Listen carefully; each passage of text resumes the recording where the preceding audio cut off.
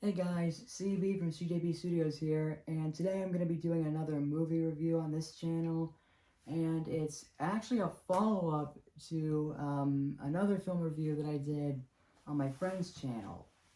Well, in that case, it's not just one review that I did on there, it was actually 5 of them. For those of you who don't remember, before I got my channel, I've been making a lot of content on my friend's channel, Han and Leia All the Sun. And one of the things I did on there was do a review miniseries of 5 of the theatrically released Ice Age films that were made by Blue Sky Studios as a way to get myself hyped for the upcoming and very unnecessary movie known as the Ice Age Adventures of Buck Wild. Now, as far as I can tell, I don't know if I was actually planning to review that movie on that channel, since I did only see it one time. In fact, it was on the day it came out. But I kept thinking about it some more, even though by this point it's way, way too late because, well, a year's already gone by and not many people are talking about it anymore. But I was like, because I was watching a lot of other people's reviews on the movie, more specifically Animat's review of it some more, and I was like, you know what? I made that review series as a way to get myself hyped for that movie, even though I knew it was going to be bad. So, might as well review the movie now. So, yeah, I'm going to get right into it. As a lot of you may know, this movie was not made by Blue Sky Studios, but instead it was made by Bardell Entertainment. And the reason is because, well, Blue Sky Studios was sadly shut down, all because of Disney. And despite this movie, The Adventures of Buck Wild, was still being made in development. Now, it is worth pointing out, though, that this movie was not supposed to be a movie at all. Due to the animation quality, it was actually supposed to be a TV show. But then, for whatever reason, it got changed into being made as a feature film instead. And unlike all the other 5 Ice Age films, this one was not released in theaters, but instead it was released to streaming on Disney+. And, big surprise, it received a bunch of negative reviews from everybody, mainly because of its animation, due to the lack of Blue Sky themselves working on it, a lot of characters getting recast, and one big shocking thing that I will talk about a little bit later. Alright, so now it's time I actually talk about the film's plot. So the movie opens up with Ellie recapping the events of all the 5 Ice Age movies up until this point, such as actually mentioning Roshan from the first film, which I will admit that was really nice of them to do. That was a really nice callback, I'm not gonna lie. Then it switches over to Crash and Eddie, who, of course, throughout every Ice Age movie, they are known for causing a lot of trouble by being completely stupid, and they don't learn anything from it because, as Animat said in his own words, they're unapologetically stupid. I may not agree with Animat that much since I'm not really a fan of him per se, but I do agree with him on Crash and Eddie, because even when I was a kid, I just never liked them at all. I didn't think they were funny, even when I was younger. Sorry for getting off topic. Anyways, so Crash and Eddie decide that they actually want to be independent. So while Ellie, along with Manny, Sid, and Diego are asleep, Crash and Eddie decide to go to the Lost World, which just so happens to be where Buck Wild, the weasel, still lives. After they meet Buck, who of course saves them while flying a pterodactyl, Buck tells Crash and Eddie about a dinosaur named Orin who got made fun of by a bunch of other dinosaurs, and he wants to rule the Lost World for, being made fun of. And while Buck and Crash and Eddie decide to try and stop him, a new character named who is it? Z? Yeah, I think it's Z. She's some kind of fox or weasel thing. I don't really remember what animal she is. It turns out she actually had a bit of a relationship with Buck, and, well, in the end, they kind of make up for it. And it's also worth pointing out that While the rest of the gang, being Sid, Manny, Diego, and Ellie, are trying to find Crash and Eddie, they find out that they went to the Lost World, and they decide to go after them. But while they're on the way there, they all have to encounter Orin. And of course, Orin is defeated. And then when the gang is about to leave, along with, Buck and Z kind of reuniting, Crash and Eddie decide that they actually want to live with Buck as a way of sort of being independent from the rest of the family.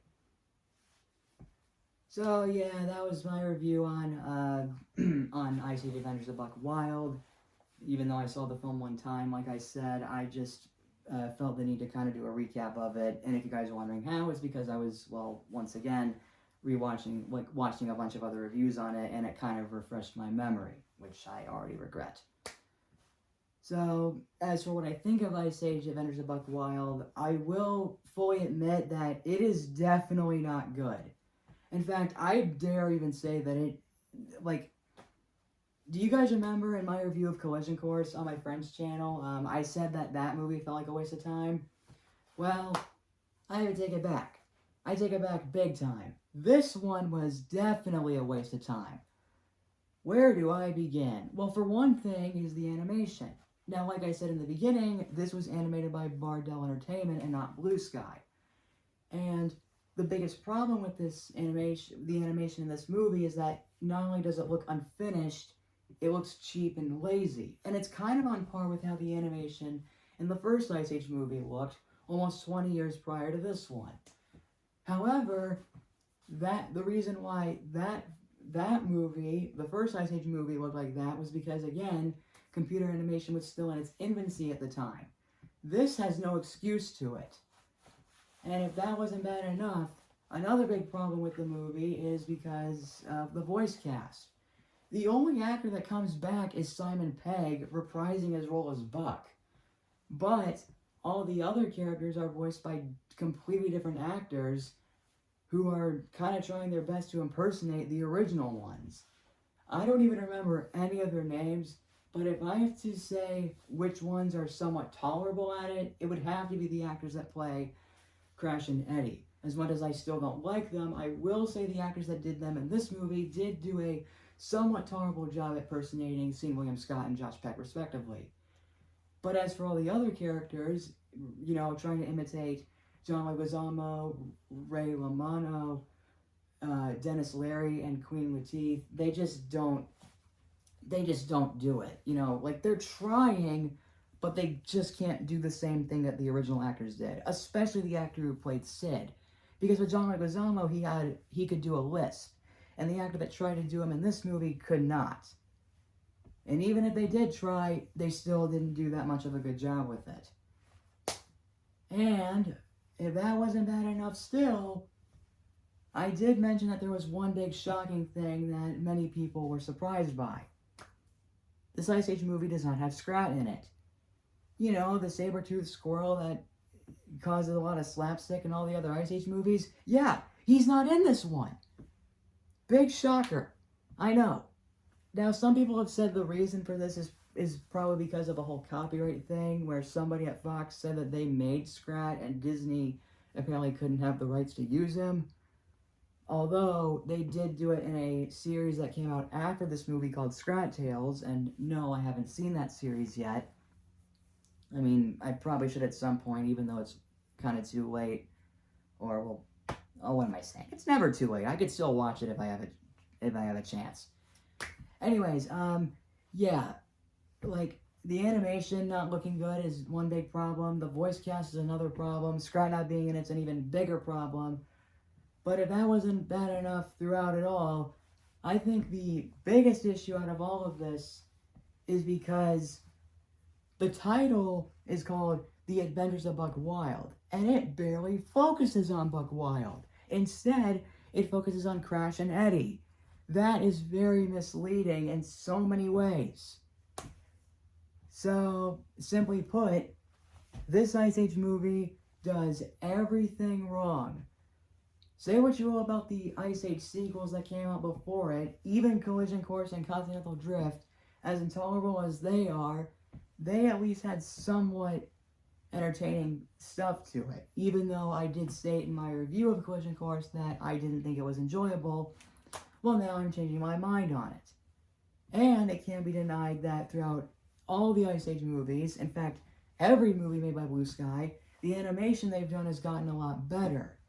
But with this one, like I said, it's a massive downgrade, and it just looks terrible. In fact, like this entire Ice Age, this entire movie is just terrible. Like there's nothing positive about it aside from the callback to the first movie. But again, that's just it. This movie was nothing but a cheap cash grab to continue a already dying franchise that so many people were done with, and without the use of Blue Sky Studios, thanks to them getting shut down. So, would I recommend anybody to watch this movie? I'm going to say no. But if you are going to watch it, only watch it once, okay? That's what I did. I watched it one time, and I'm never planning on watching it again. So, yeah, that was my review on Ice Age 6, also known as Ice Age Adventures of Buck Wild. If you guys want to check out my review on all the other 5 Ice Age movies on my friend's channel, I provided a link to it. There's a playlist to it called the Ice Age Review Miniseries. The link to that will be in the description of this video below. So, yeah. Thank you guys so much for watching. Please comment, like, subscribe, ring the bell, you know that stuff. And I will see you all next time.